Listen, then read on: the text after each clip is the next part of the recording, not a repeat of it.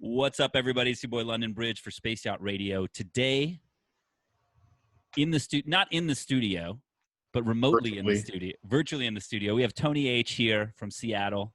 How you doing, buddy? Good, man. Doing really good. Glad to be here. Do you want to get to the core, like the origin story, start there a little bit and just kind of get an understanding from you, like where did this all start? I mean, you've been doing the label for 5 years. You've been putting out tons of records. Like I've just like seeing your own originals. You have like 80 plus. I was like, oh shit, dude, like so much music. So for you personally as an artist, where did this start? Have you always been into dance music since the jump, or is it something where there was a moment that happened where you got really into it? Not even. So like going to high school, I was a hip hop, old school hip hop, R&B. Like that's what I was raised on. My parents, funk, jazz, all that stuff. And then I moved to Panama where I was raised, and all my friends were into house. So Fetty Legrand, Carl Cox, Funk Agenda, like all that stuff. And my friend Philippe was like, "You gotta listen to Fetty." I was like, "All right, like I'll give it a listen." And like that was like in 2007-ish when I started getting into dance music. And I mean that's kind of where the journey started. What was going on in Panama? Why were you guys living there? So my mom is from there, and my dad was active duty military. So kind of we were there because of my mom, but then my dad was stationed there for his first 8 years as a kid, and then I went back for high school. Got it. And then so in Panama, is there like a club scene there? That's like, huge. Oh, so it's a thing. Huge, yeah, huge. I mean, electronic music for them is like, I mean, whatever like techno is for Detroit, basically. Right. So you were almost getting like, I always think about like America's, bubble starting in like 2010, right? That's when kind of the greater scope of kids, younger kids started to know about this and accept electronic music in the way they used to, like rock or indie or whatever. So it seems like you almost got like a head start a little bit, because if you're in Panama around 2007, that's before it really hit in America. You know what I mean? So and for that, was it just house, or was it kind of a mixture of all types of dance? Well, what's crazy is like, so I mean, I got introduced to like Fetty and Carl Cox and all these guys, but like what was big in Panama at that time was like DJ Chucky, Afrojack, like all the big room house, electro house sounds around when Martin Garrix came out with all that stuff. I mean, like that's what was going on. And like all my friends were like in the underground, like, no, you got to listen to like this stuff, like the deep cuts. Right. Absolutely. Like that was cool to kind of see the best of both worlds, I guess, at that time.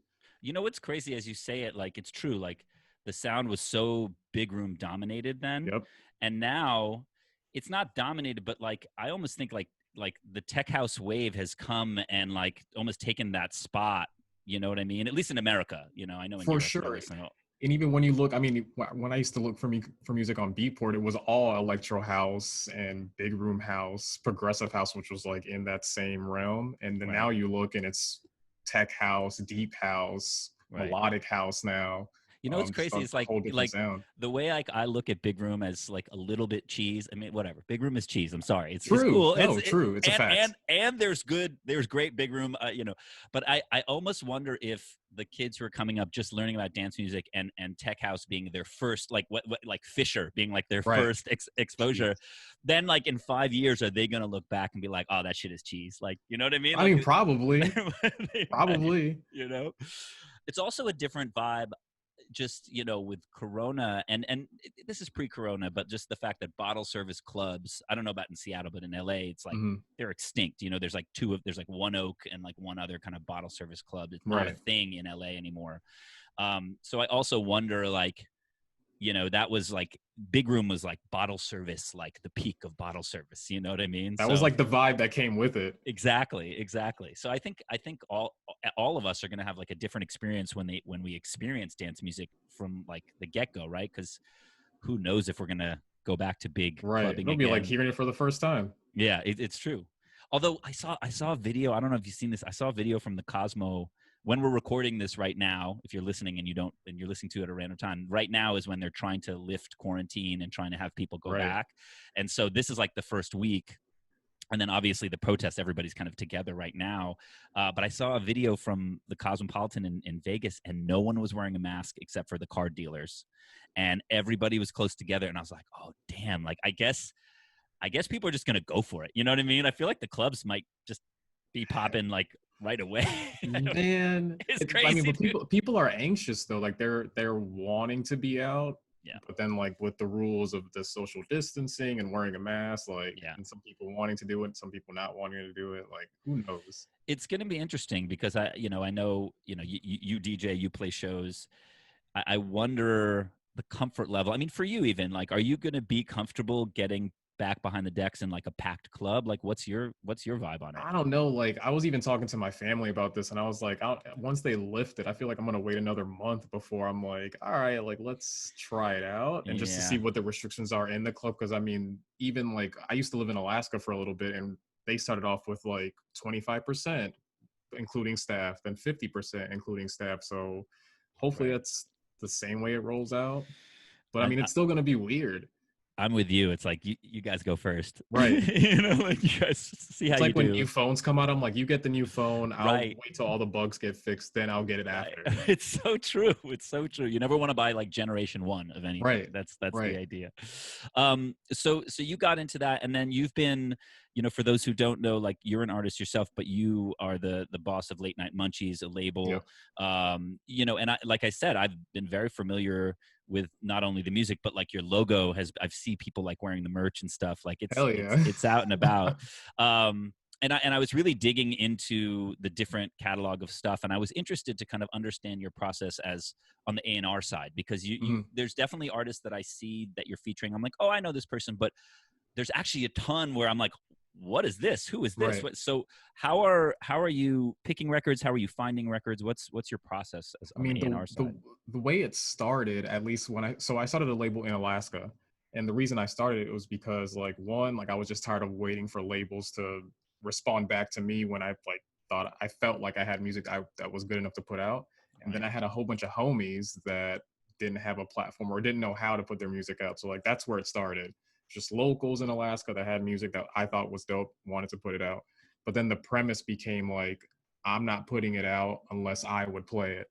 Hmm. So that's why you see like artists you recognize, artists you've never heard of before, because it was just like, I don't know who you are, but this is dope, and I'm gonna put it out, and we're gonna push it. Right. And that's kind of what the premise was. Even if I like the track, but it's not something that would fit in my sets, like more than likely, maybe not gonna put it out because I Right. want to be able to fit in my sets, play it out, push it, support it any way that I Right. can. Right. And then like I've seen in the latest packages you've been putting out, it seems like there's a single and then you're always following it with like a remix pack Yeah. like on top of it. So what's the process there? Because it was interesting. It's like I was checking out the one of the Waste Wisely remixes. I'm like a big Oh fan of yeah. his stuff. He just kind of came on my radar in the last couple months. So with things like that on the remixes, is that like, okay, like I fuck with these artists. Let's see if how they do on a remix, or like how do you kind of pick the people that are going to So remix the package? what I try to do, so I don't like releasing singles. So if someone sends me a track that I like by itself and it's not in the same time as like me putting together a compilation or like some form of a various artist release, then Hmm. I'll grab the single and just I have so many homies and so many people that I know that make dope stuff, but like are waiting for a while to put their music out just because of like other labels with dates and stuff. So I just hit them up like, do you want to do a remix? This is when it's going to come out. And I usually go through their catalog. Or if I get a demo that like I'm not gonna pick up, but their stuff is dope, then I'll get them on for a remix later on. Right. So yeah, I mean, just a whole bunch of different ways to try to figure out to get artists on the label. Well, it's smart because then you're building your own catalog by doing Right. that, and then you're also spreading to new fans who might not know the original artist, Yep. but you're tapping into these other people's fan bases. So, yeah, hold on, I want to see which Waste Wisely ones because you had a couple of his. But His last one was dope. He it had was the it's rocking through the rhythm. yo that one That one, that's yep. fire. Like I already downloaded that. That's the one that like everyone's been talking about like through all the promos. It's got that like classic house kind of Euro house groove Yep. thing going on. It's not really techie at all, but it just feels He's a good producer. And like, yeah, and the other thing too is like I have a lot of friends or people that I know that are dope producers, but like don't push hard enough themselves to put their right. music out. So then I'll hit them up like, yo, you're doing this remix so we can get it out. People know who you are. Right, totally. So it's in essence you become, you're an artist, but you're also a tastemaker as well, and you're also helping people Yeah. along. I mean, you've built this platform that's basically, and that's what's so interesting to me because I look at Space Yacht kind of as the same thing. Like we're built to be a platform for others. That's like Right. what the vibe is. But I mean, to me, honestly, like I'm just selfishly excited to like go into your entire catalog because I was like, I kept playing like through things. I was like, I would play all of this. Like, I'd fucking just put this all in one playlist and just fucking And just go. rock it, yeah. And Yeah, I love it. it's we kind of have a bit. I mean, I have a similar thing because people send me records to get booked on the shows, Hmm. and it's this weird unfair advantage that you and I both have because people are just sending us this fire that no Yep, one has. And yep. people are I like, love it. "You're so good at DJing." I'm like, just people send me good stuff. You know? And I love it too because like I even for like this year for Late Night Munchies, I already have the schedule done for the year, but I'm playing records that are not going to come out till December. And they're like, what is this? Right, Who is this? right, Artists that they right. don't know, music they've never heard. So it's dope. It's interesting. Then I was thinking, I saw how you just had a record out on Dirty Bird through Yeah. Bird Feed, which is like obviously like a huge honor because I think in our world, I don't know if you agree, but in Dude. our world, that's the top of the mountain pretty much, right? Yes. So it got me thinking about how interesting it is that there are these like different levels of like it's almost I don't know if you're a baseball fan. I'm a huge baseball fan, but it's like the farm system, like the minor leagues. There's different tiers of the minor Right. leagues, and there's all really dope people within those things. Right. But then there's like the big show, and so like for you, I wanted to know like your emotions when you like Dirty Bird's putting out your shit. You know, you've been working your ass off for the last 5 years on the label. You've been putting out records. Like, was that a big moment for you, or was that just like, oh, that's No, cool? no, that was a huge moment. I mean, like for me, anytime a label picks up my track, it's a humbling moment because I'm so hard on myself on my own production. So like Mhm. it's dope that like they also fuck with the movement. Right, Um, but I mean, I've been working on that like goal for like 7 years. I mean, right. sending them demos, and I even got to meet their label manager out at Movement one year, and kept in contact with him, and he would give me feedback every now and then. But just like, here's another demo, Yeah. here's another one, and just kind of just hoping and waiting. I think that's a good tip because a lot of like upcoming producers listen to this show, and I think that's a great tip, which is like it's not about connecting with that person and then just sending them like, oh, here's my best track and that's Right. it. It's this kind of like you have to be relentless on some Yep. level, but then there's that fine line of like relentless but not annoying. You know what I Right. mean? It's like it's very hard to find that fine line. But if it's just like one sentence, like here's my new shit, let me know if you fuck with it and then link, like that's kind of all you need. You know Right. what I mean? You don't need to A go lot into of times, a lot of times I'll send an email like, "Hey, hope I'm not bugging you, but like, here's a new track I just finished. Like, if you right, got time, check it out." right. It's interesting. Like it's because we do the same thing. I mean, it's our job to like listen to records and like not to be like this, but personally, like sometimes when I'm not in the mood to like get a record, I'm like, oh, why'd you send me this? And Yep. then I stop myself and I'm like, dude, it's your fucking job to listen to Right. music and don't be, so I always talk myself off that ledge when I'm feeling edgy and I'm like, oh, why are you It's funny bothering when that me? happens, though. Right? It's like, you're like, why are you bothering me? And you're like, no, you're supposed to Yeah, you're bother me. supposed to be. I Like, put the email there for you to send me right, emails. right. So back in on like the label stuff, like, are you, how much of it is coming to you through like the demos, and how much are you like seeking out like the different artists that you're fucking with? It's so funny because when I first started, 1,000% I was seeking out. Nothing was coming to me. And then once the label got traction, a couple features on Beatport here and there, Right. and like I was doing no work. It was just like I just had to wait. And I mean, now I'm at a point where like I have to tell people don't send me any more demos because I Mhm. can't do anything until next year. Right. So I mean, right now everything's coming through the demo pool. There's a really good website called Label Base where you register your label, and I mean through there you can get other demos. So I kind of have figured out other ways besides just the email and the demo pool to get demos. Right. And do you find it hard to have like a balance because you're not only you're doing the label, you're doing the podcast as well. I mean, you have 90 plus episodes of that. Um, do you find it hard to balance like you as an artist making your own stuff, the label, playing live shows, kind of all the different elements? Like, are you able to balance that, or is that an issue for you? It used to be just because I was playing a lot more than I had time to make music. So then I had Mhm. to figure out like, okay, like summer is busy for me. So like no one's making music in the summer. And if I am, it's like very sporadic. But then Mhm. like winter time slowed down. So like winter time's when I pump out all my music for I mean the end of the year and the following year. Which Got is it. I mean, and then with this COVID thing happening, it was like, well, winter ended. And then I was like, well, now I have more months to make music. So like I've just been pumping out more and more stuff. But I mean, Yeah. separating the podcast and the live shows and making my stuff and doing the A&R work, I mean, it ends up being a lot, but it's fun, so I enjoy it. Look, you're on the path.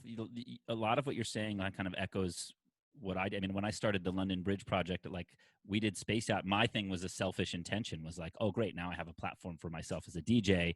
It totally turned into something else, and Yep. now I'm actually like, yeah, I put records out, but Space Yacht is kind of like my baby. Yep. Um, and I think that people listening have to understand that, like, I look at someone like AC Slater as somebody I look up to. I look at Claude, obviously, as someone I look up to. I think that's kind of what it takes these days. I think it's harder to just be an artist with like, all I do is make music and that's Right. all I have. And I think it's important for people to understand, like, the more kind of nooks and crannies and different lanes you can put yourself in, you know what I mean, and different platforms you can create for yourself, quite frankly, that's going to be the longevity. And then you control your own destiny. I mean, it's like Right. you said, you started the label because you don't want to deal with other labels. Right. I also think there's an element that's really difficult for any kind of music artist, is like with the label game, you work your ass off, you make this music, and then you send it out and you're like, fucking fingers crossed, I hope they like it. And then in a weird way, that becomes in your mind the end all be all of what that record is or isn't. Yep. And that's fucked up. You know what I mean? That's It's not really fucking weird. it's like, because then all of a sudden if nobody reacts to it and it's good, then all of a sudden you might be like, oh man, maybe it wasn't that good, which And isn't I feel true. like as artists, we go through this like every time we send a fucking record. I mean, I'm going through it right now. I just sent some records out and they like I'm not hearing back. I'm just like, yo, what? Like they're dope. Like I know they're dope. Like come on. So I mean, but we go through this like cycle of death where like you send the demo out and you're just waiting, you don't reply, like, and it just Yeah. going round and around. Yeah, no, I definitely feel that.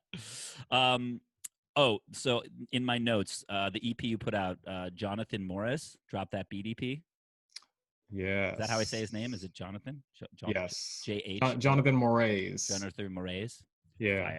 Fire. That And was then, the first EP with the new cover that I got. I mean, that was for this year. yeah, no, that one's fire. And then also you had your first #1 on Beatport with the Pleasure Fodder. Yes. I That mean, was huge. that's a big fucking deal. So what Yeah. was okay? So break it down for me here on that. It's like, so you got to #1. Did you do anything special for that record, or is that something where it just on its own organically did its thing? I mean, I didn't do anything outside of what I would have normally done. So I mean, we promoted the release once it dropped. Thankfully, another thing when I'm picking artists to do a remix too, I pick artists that I know are gonna push the release. Mhm. I found out through the years, like you'll sign an artist and they think like that's the end, like record sign, it's out, no promo, no push, like it's out, like I've done it.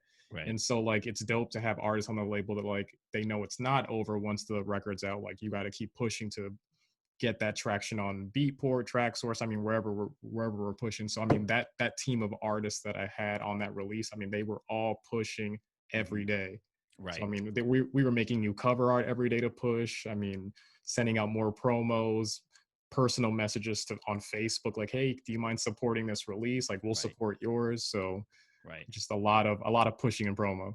Yeah, and all that stuff kind of adds up. It's not just necessarily one thing. It's like Right. all of those things together pushing it Made through. that happen. Yeah. So on the Twitch side of things, obviously a lot of people are getting into Twitch. Was that something you were doing before COVID happened, or is this something you just kind of That started getting into? that just started. I Yeah. mean, because of COVID and just, we're all losing out on shows and festivals and all that. So it's just like, all right, so like, how do I preoccupy my time and still gain some pleasure out of playing music? Right. I mean, Right. Twitch ended up being that alternative. Are you into it? Like, what's your I'm take on it? digging it. I mean, Yeah. now that I understand Twitch more and with the emotes and like all what you can do in there, and the interaction you can have with like people that are watching. I mean, it's fun. It ends up being fun. Right. Yeah. I find that like Twitch really people want people started liking social because it's a direct connection with the people that they're into, and now I feel like Twitch takes it up like another level because it's not Yep. just the liveness of the music, but it's the engagement that you can Yep. have as an artist live while you're playing. And then to your point about the emotes, I don't think if you explained emotes and the culture of that to someone, I don't think they'd get it. But then once you're in the fucking chat room for any like pop in chat room, you're like, Right. oh, okay, I understand. Like there actually is like this new created value Yep. in the different emotes you can get or who you're subscribed to or any of these other kind of things. I'm like you. Me and Henry were just like forced into like learning about it, and it's one of my favorite like parts of what we're doing right now is just like learning about Twitch and putting on shows on Twitch, you know? And it's even funny now, like people are asking me, like, are you gonna keep doing them? Like once it's like, yep, I'm gonna keep doing them. I mean, Yeah, like now that we've created the platform on a whole other network that was for gamers, really, right, like right, now DJs have kind of overrun that. And I mean, why not keep it and just keep right. the platform? Yeah, no, I think it's where everybody maybe we didn't know this as DJs, but now every DJ knows they kind of need to be there. You know, Yep. it's where the real shit is happening Yep. and the direct connection. And also it's like, you know, you can sell records, you can sell merch, you can do all kinds of things really directly through it. I mean, even the donation stuff as a way for an artist to support themselves. I mean, it's Right. like it's crazy where people are just like, yeah, I'll give you a couple bucks, and you're like, you're just giving me money. Right. Like you're Like just giving me money. it's Thanks. that's fucking cool. Um, so yeah, so hold on, let me look. I want to make sure I've got all my stuff here. So yeah, and then you've been doing on your Twitch stuff. You've been doing every Wednesday at 2 p.m. And then I saw on some of them you were saying you were raising money for venues. So was that the idea? Was like you're trying to give back to venues in Seattle that are closed down Yes. because of COVID?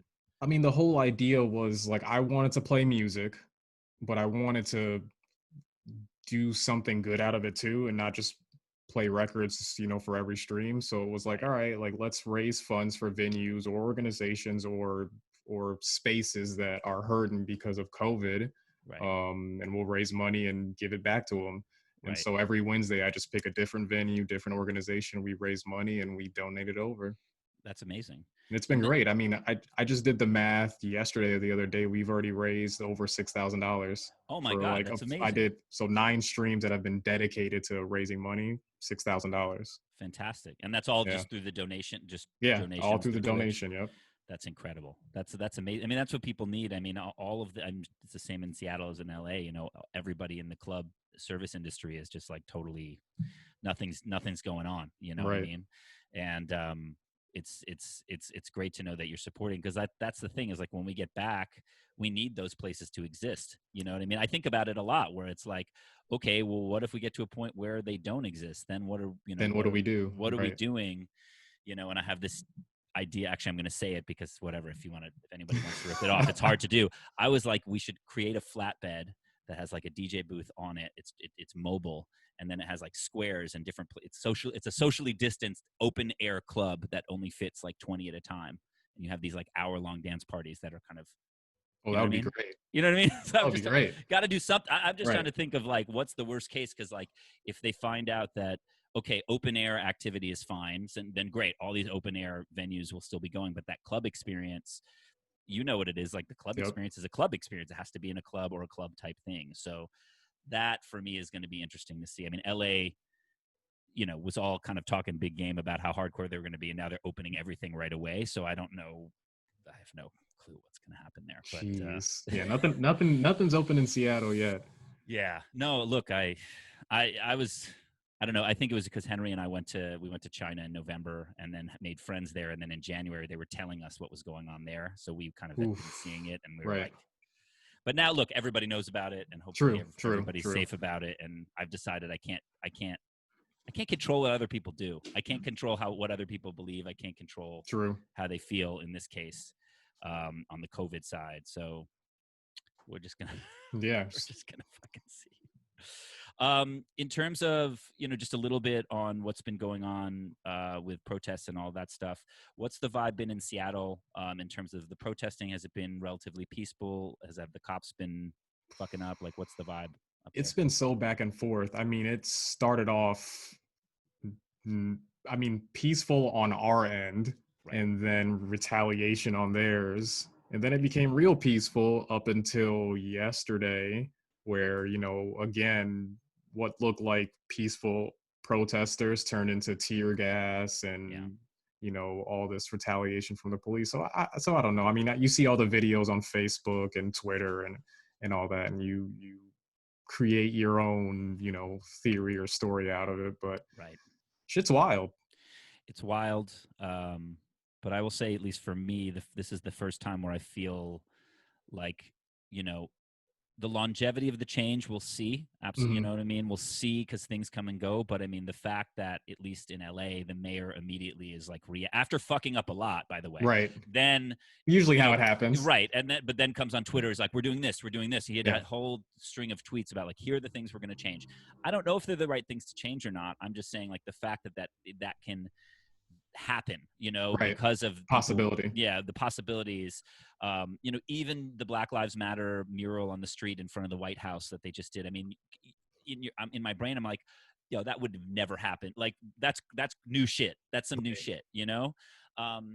So you know, who knows where this is going? But at the end of the day, we are seeing change very Absolutely. quickly, and you know, it's hard because this is institutionalized, and then you also have everybody against the cops, but the cops are the only ones who have the fucking weapons. Right. So you know what I mean. And if you have a weapon legally, they'll shoot you, Right. right? So that is where I'm a little It's concerned with tough. the longevity and Yeah. how we get there. But you know, it's definitely some new stuff that is obviously long overdue, but it's fucking wild. I mean, you know what's also crazy is that like I had heard like somebody was speaking on the COVID stuff and had said he's like, there's going to be social unrest after this. They're like, we know there's.